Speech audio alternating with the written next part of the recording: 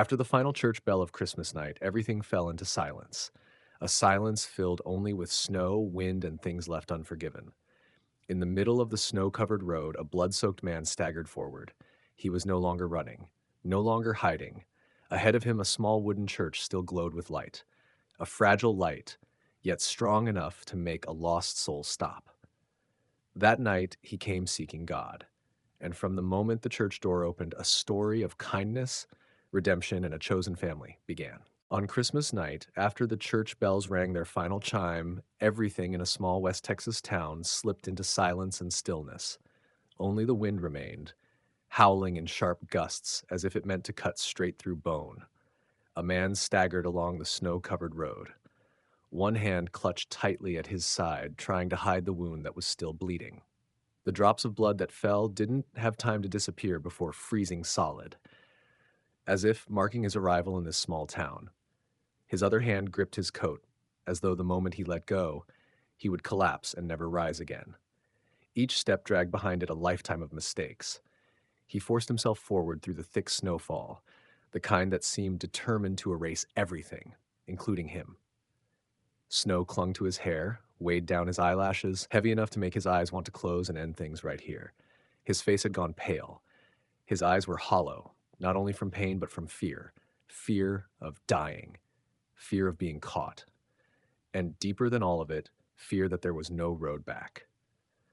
Ahead of him, a small wooden church appeared. A weak yellow light flickered behind its windows, glowing through the blizzard like a fragile flame that refused to go out.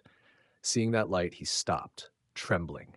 If he turned around now, he could disappear into the darkness, back into the familiar life of a man on the run.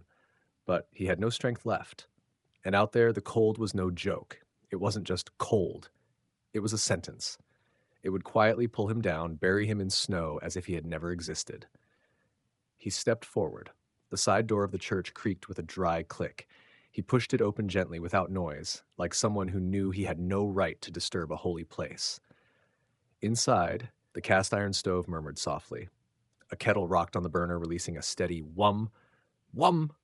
The scent of pine wood, candle wax, and leftover cornbread from the long table where the congregation had just departed blended into a warmth so tender it hurt, a kind of warmth he had forgotten for a very long time. He took another step. Then his knees gave out. Blood splattered onto the wooden floor in dark streaks. The world tilted.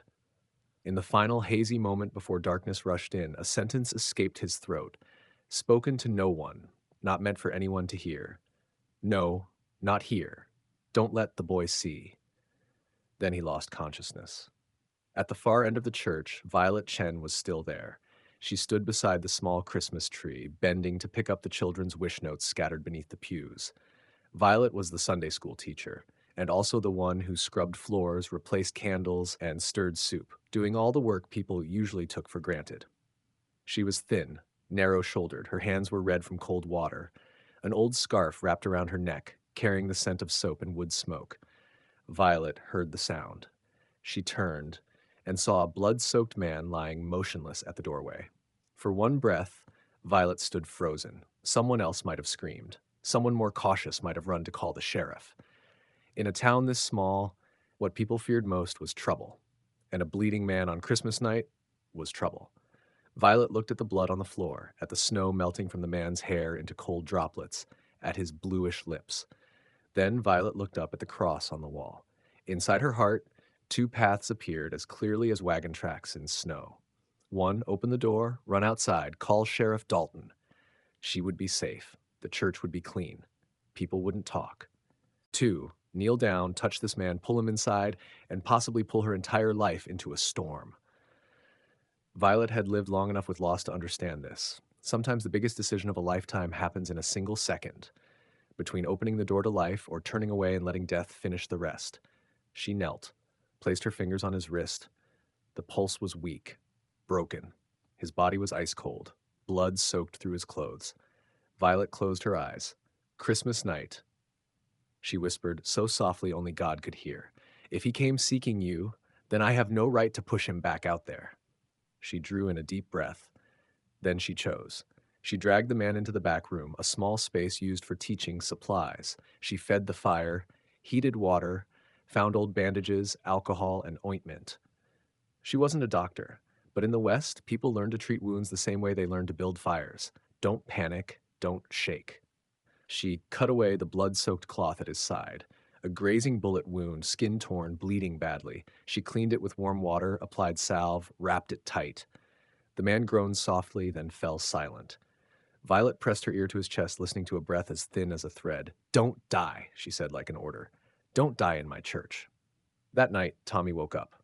8 years old, an orphan, messy brown hair, eyes gray-blue like the sky before a storm. The church had taken him in the previous winter, found wandering with a wagon train. No one claimed him. Tommy didn't talk much, but he always did small, kind things. Sharing bread with another child, hauling firewood for an old man, placing a scarf on Violet's chair whenever she coughed. Tommy sat upright on the pew, eyes wide. He smelled something unfamiliar, the scent of alcohol, of blood. "Miss Violet," he whispered, "is someone here?" Violet wiped her hands and knelt to his level. "There's a man who's hurt," she said honestly. "I'm helping him." Tommy swallowed. His eyes reddened, not from fear, but worry. "Is he cold?" Violet felt her heart soften. "Yes," she answered. "Very cold." Tommy hugged his blanket tightly. Can I give him mine?" he asked, his voice small as wind through a crack. Violet nodded, resting a hand on his shoulder. "Stand behind me." They cracked the door open. The man lay on his side, eyes closed. White bandages wrapped his waist. His face was pale. The sound made him twitch and reflex, but he slipped back into unconsciousness from blood loss. Tommy held out the blanket, hands trembling. "Mister, please take this." Violet draped it over the man. Tommy stared at his face for a long time, like looking at an old picture he once knew but had forgotten. Then the boy spoke.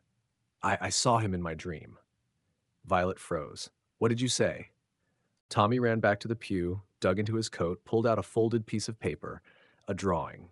On it was a man standing beside a horse, railroad tracks behind him, and a child holding a toy wagon with a broken wheel. Violet had never seen this drawing. Tommy guarded it like something precious. Tommy placed it on the man's chest. "I drew it," he said. "I don't remember his face, but I remember the horse, and I remember the smell of pine and smoke." Violet looked at the man, her chest tightening, because sometimes in children's words there are fragments of memories adults have lost. The man lived. 2 days later, he woke up. He opened his eyes in the small room, firelight flickering across the wooden ceiling. Pain flared at his side. He tried to sit up, but Violet placed a hand on his shoulder. "Don't," she said. "You lost a lot of blood." The man looked at her, his eyes wary and ashamed, like a trapped animal that knew it had dirtied something clean. "You," his voice rasped, "you shouldn't have." Violet didn't argue. She handed him a cup of warm water. "Drink," she said. He drank slowly. His hands shook. "What's your name?" Violet asked. A pause. Then, very softly, "Mason, Mason Reed." Violet nodded, asked nothing more, but Mason's eyes scanned the room, searching for an escape. His body lay there, but his mind was still running. "Don't call anyone," he pleaded. "Please." Violet met his gaze. "Tonight," she said, "you're just a wounded man." Mason let out a bitter laugh. "I don't deserve that." Violet pulled up a chair. "Not too close, not too far." "Don't talk about deserving," she replied. "Talk about living." The days that followed, Mason recovered slowly. Violet changed bandages, wiped his brow, cooked soup. Her kindness wasn't soft. It was the kind shaped by loss. Quiet, steady, deliberate. Tommy began visiting the back room more often. He brought along his broken toy wagon, placing it on the table like an introduction. Can can you fix it?" Tommy asked seriously. Mason looked at the wagon, at the broken wheel, at the small hands holding it tightly as if afraid it might be taken away. He swallowed. I'll try." And for the first time in many years, Mason did something not to run, but to stay. He took a small knife, used scrap wood, sanded slowly. Tommy sat nearby, had eyes shining. Violet watched from the doorway, silent, but inside her a warm thread began to pull her toward them. Some afternoons, Mason leaned against the wall, sweat beading from pain, yet still smiling as Tommy talked. The boy told him about Sunday school, about slightly burnt cornbread, about the cat that wandered near the yard. Mason listened like a starving man inhaling the scent of fresh bread, and in every small laugh Tommy gave, Mason felt something terrifying. Regret. Regret for not being there. Regret for losing the simplest gift, hearing his child talk about nothing at all. One evening, Tommy fell asleep on the pew. Violet stepped outside to fetch water. Mason remained alone. He noticed the drawing beside Tommy's bed, the man on horseback. Mason picked it up. His heart pounded. Memories surged like a storm. Railroad tracks, hooves, a child's laughter calling, "Dad!" He sat upright despite the pain. Tommy, Thomas. Mason stepped into the sanctuary, watching the boy sleep. Tommy hugged the toy wagon, mouth slightly open, breathing evenly. Mason touched the boy's hair, carefully like touching a miracle. Violet returned at that moment. She saw Mason standing there, hand resting on Tommy's hair, his eyes red. She stopped. A woman who had lost her husband, who had learned to stand alone, now witnessing a moment that made her heart tremble. Mason turned to her. His voice fell like stone. In the records, the boy's last name is Reed. Silence. He's my son. The air shifted. This was no longer just about saving a wounded man. This was blood. A deeper wound, a truth that could both save and shatter. "Are you sure?" Violet asked quietly. Mason nodded, lips trembling. "I lost him 7 years ago," he said. "I searched, then I fell." The word fell sounded like a bottomless pit. Violet looked at Tommy, looked at Mason. She didn't ask how he fell. People don't fall if their lives are gentle. She only said softly but firmly, "Then you must learn how to stand." Mason closed his eyes, and for the first time he had a purpose greater than survival. He wanted to be worthy of being called Dad. Peace didn't last. Rumors traveled faster than wind. A bank robbery in the neighboring town, a wounded suspect on the run. People began to look at the church like a box hiding secrets. That afternoon, Violet went to draw water and overheard two women whispering. One said loudly enough for her to hear, "That widow brings trouble wherever she goes." Violet didn't turn around. She carried the water home, shoulders straight. But she knew they would make her pay. Mason heard the rumors from an old man who came by for soup.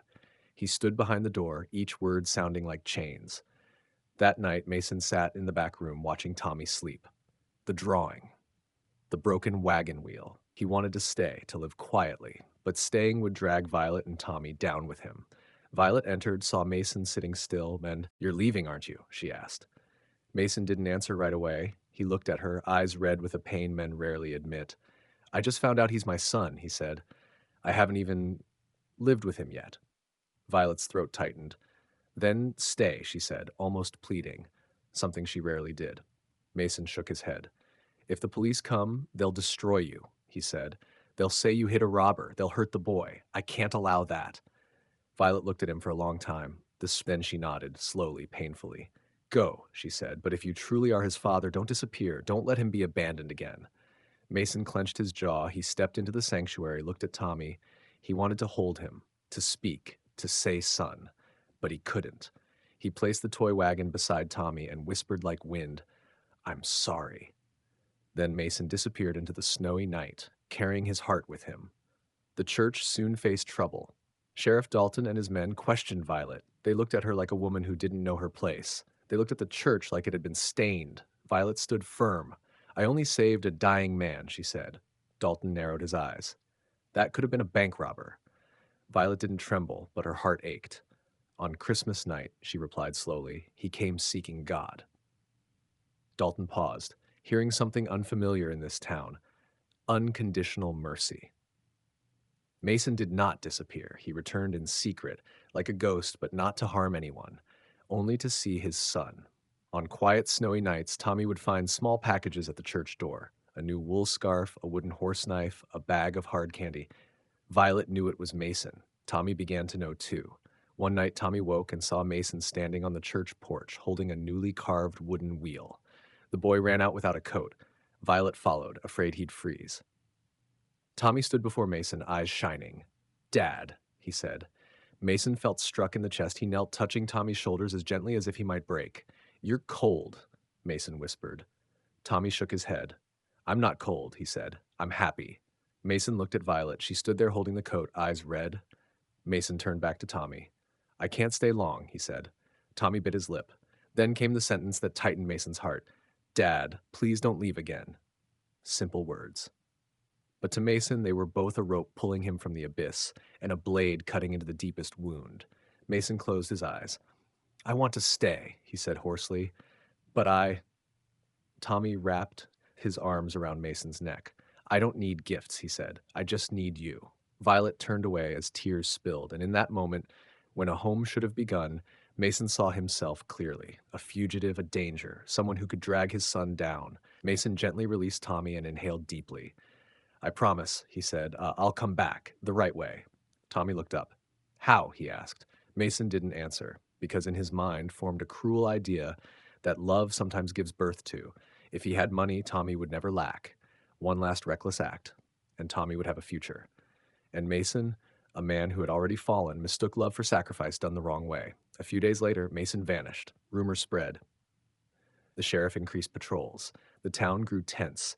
Violet sensed danger. She watched Tommy, his happiness flickering, learning again the old lesson: people come and people leave.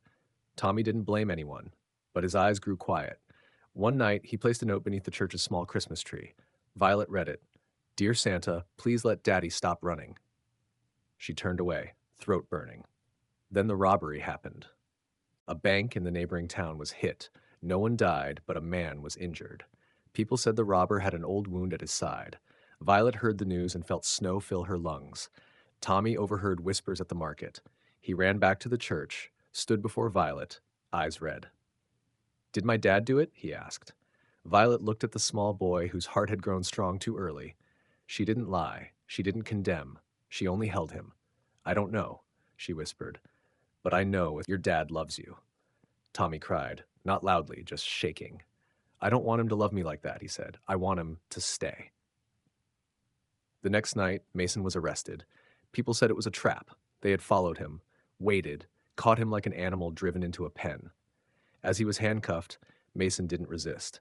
He only looked toward the town where the church's yellow lights still burned. He remembered Tommy's words, "Please don't leave again." And this time, Mason understood, leaving wasn't just footsteps. Leaving was choosing the wrong road. In the jail cell, Mason sat alone. His old wound throbbed. But the deepest pain was the truth. He had been given a chance, and he had ruined it in the worst way. News of Mason's arrest swept through town like wind. People gathered at the church, not to pray, but to stare at Violet like she was guilty. "Widow Chen hit a robber. She thinks she's a saint. Children shouldn't learn from someone like her."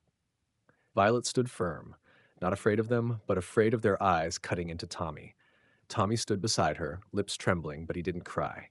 He stared back, small but standing in the storm. And then Caleb Hart stepped forward. Caleb was the kind of Western man who made people feel safe without knowing why. Tall, broad-shouldered, quiet.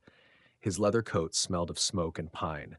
He was the caretaker of the church, the man who helped people without wanting to be seen. Caleb placed himself between the crowd and Violet, his body wide as a door. "That's enough," he said, voice low. Sheriff Dalton looked at him. "You trying to interfere?" "I'm stopping a public shaming," Caleb replied. "In front of a child." The crowd murmured. Caleb looked at Violet, then at Tommy, and then he spoke the official words, slow, steady, unadorned, the way a Western man speaks truth. On Christmas night, he came seeking God, and God does not turn away any soul. So who are we to do so?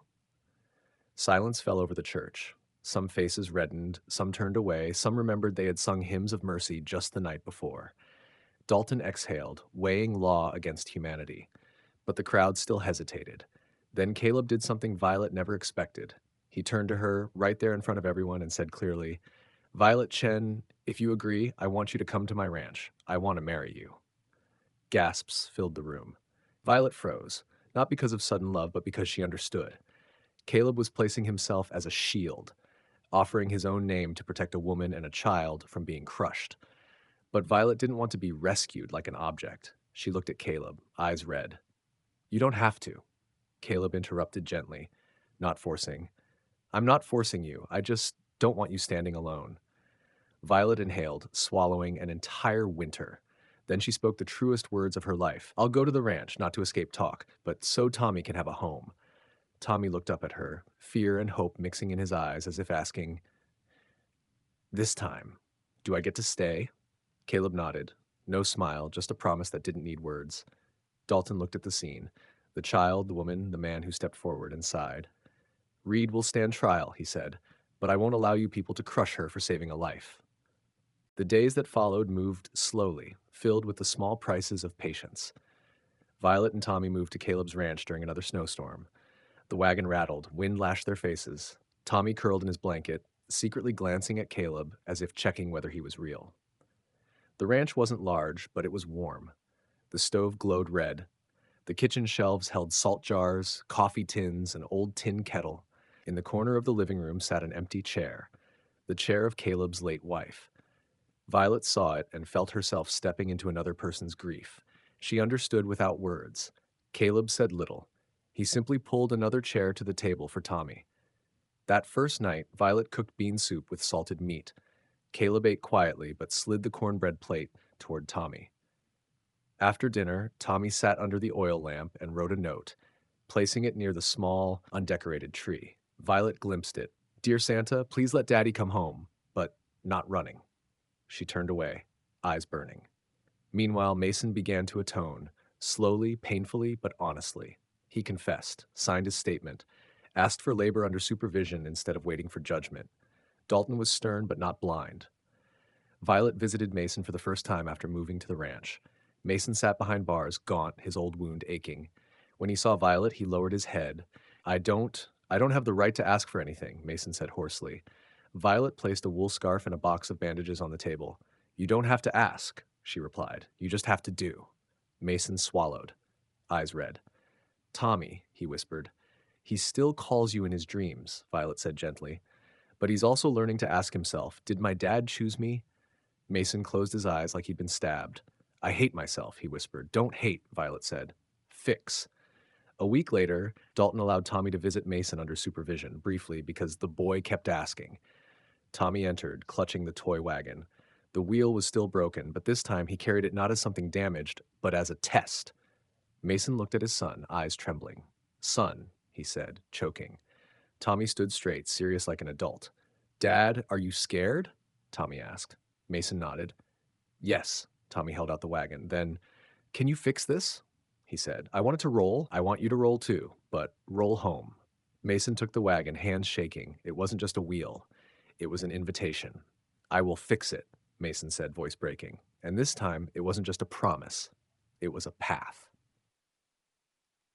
The town didn't change overnight, but small things shifted like ice melting slowly near fire. Mason worked at the logging camp without complaint, paid restitution bit by bit, learned to bow to consequence instead of running. One thin snow afternoon, Dalton allowed Mason to stand by the fence for a few minutes so Tommy could see him from a distance. Tommy ran toward him, then stopped, afraid the miracle might break. Mason extended his hand. No grabbing, no demanding, just silent permission. Tommy placed his small hand into Mason's. Mason closed his eyes, breathing out as if for the first time. "Did you fix the wheel yet?" Tommy asked. Mason let out a rough laugh, his first real one. "Almost." Violet stood behind, clutching her coat. Caleb stood beside her, silent but staying. Other small moments followed, like dry wood stacked into a stove. Once Violet slipped on the icy porch. Caleb caught her. He didn't say, "You're clumsy." He only said, "Hold on to me." It didn't sound like control. It sounded like permission. Another time, Tommy dropped a bowl of soup. He froze, expecting scolding. His life had taught him that. Before Violet could speak, Caleb knelt and wiped the floor calmly. "Floors can take it," he said. "Kids don't have to." Tommy stood stunned, then tears fell. He turned away, embarrassed. Caleb added more wood to the fire, as if a child's tears were normal, nothing to mock. Christmas drew near again. Not a single day, but a season that lingered. Candles, soup, glances slowly changing. Violet and Caleb didn't fall in love quickly. Their closeness grew slowly, through fixing fences, cleaning stalls, sitting quietly, listening to wind and fire crackle. One night, Violet mended Tommy's coat. Caleb entered and placed a silver ring on the table, his late wife's keepsake. "I'm not giving this to force you," Caleb said. "I'm giving it so you know there's a place here, if you want it." Violet didn't touch the ring right away. She looked at him, eyes red. "You're not afraid people will say I'm clinging to you just for shelter?" she asked. Caleb shook his head. "I'm afraid you'll think you're not worthy." The words struck deep. Violet turned away, realizing for the first time that she too needed redemption, learning to trust again. The day Mason was brought to repair the church roof under supervision, the town gathered like spectators. Some mocked, some sneered. Mason worked silently, head down. Then Tommy ran out, holding the toy wagon, the wheel fixed. Mason had carved it at night, asking for scrap wood. Tommy lifted it high, shouting clearly into the wind, "Look, my dad fixed it!" The words cut through the crowd, because they were simple and true. Mason stood there, hands dusty, eyes wet. He said nothing. He knelt, right there on the church steps before everyone. "I'm sorry," he said, voice breaking. "I can't erase what I've done, but I'll spend the rest of my life making sure my son is never ashamed of me." Silence fell heavier than snow. Violet felt her throat tighten. Caleb stood tall, letting no one laugh at that moment. Then something small happened, small but enough to change direction. The old woman who sold cornbread, who had once muttered about Violet, stepped forward and placed a warm piece of cornbread into Tommy's hands. "For the boy," she said, not looking at Mason or Violet. But she gave the bread, and in the West, sometimes bread is a quiet forgiveness. Christmas Eve at the ranch. The small, crooked tree still stood. Violet strung cranberries. Tommy hung stockings. Caleb placed a slightly crooked star on top. On the table, Violet set one extra bowl. Caleb glanced at it. "You sure?" he asked softly.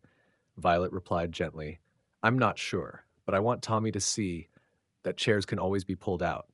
That night, a knock came. Not loud, just tap, tap, like someone afraid to intrude. Caleb opened the door.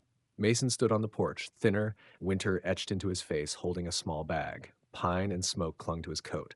He looked at Caleb, then Violet, then Tommy. His eyes reddened, whether from wind or something else he didn't know. I I was allowed to come wish you Merry Christmas," Mason said, "just for a moment." Caleb paused, then stepped aside. "Come in," he said. "It's cold out there." Mason stepped inside, warmth wrapped around him, something he didn't dare believe he still deserved. He saw the bowl on the table. The chair pulled out. Tommy ran toward him, then stopped, afraid the miracle might break. "Daddy, I thought you wouldn't come," he whispered. Mason knelt before everyone. No hiding, no loud words. "I came," he said. "I came the right way." Tommy hugged him. Awkward, real. Mason closed his eyes, exhaling as if finally allowed to set his burden down. Violet stood there, hand pressed to her chest, holding her heart in place. Caleb watched, then moved to the table and pulled the chair out a little more, a small gesture that opened a new life. Outside, snow fell slowly. Light from the cabins spilled onto the white ground like a promise that didn't need shouting. And in that winter, built from wind, snow, and old mistakes, they found the one thing all three had thought they would never have again: a home. And perhaps that is what Christmas truly means. Family does not always come from blood. Sometimes family comes from forgiveness, from staying, and from someone kind enough to say, "Come in, it's cold outside." And perhaps that is what Christmas truly wants to remind us. Family doesn't always come from blood. Sometimes family is born from a moment of forgiveness, a chance to stay, and someone kind enough to say, "Come in, it's cold outside." If you love slow, heartfelt Western stories, where lost souls are still given a way back, where quiet kindness is stronger than judgment, subscribe to Jones Western Stories and walk with us through the stories yet to come. And if this story touched you, leave us a comment and tell us, what do you believe saved Mason? Christmas itself, Violet's compassion, or the eyes of a child calling him Daddy? Until we meet again, by the fire, in the middle of a long winter, no longer alone.